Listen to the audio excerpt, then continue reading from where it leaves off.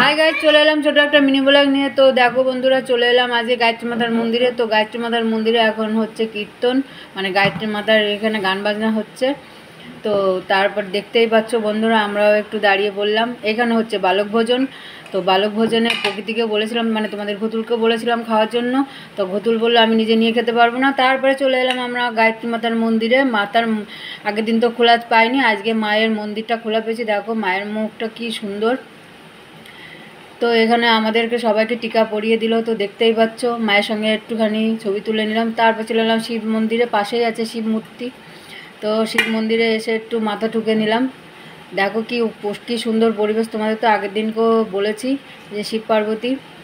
আর এই বাচ্চা মেয়ে দুটো খুব সেলফি তুলছে।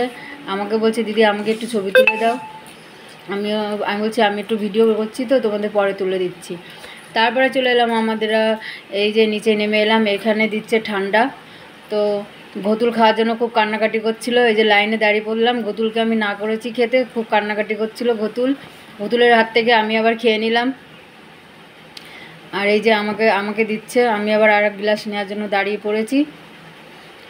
তো খেয়ে নিলাম ঠান্ডা। আর এই যে দেখো বন্ধুরা, এখন হচ্ছে খাওয়া দাওয়ার পালা। সবাই লাইনে দাঁড়িয়ে পড়েছে ওখান থেকে থালা নিয়ে হাতে করে।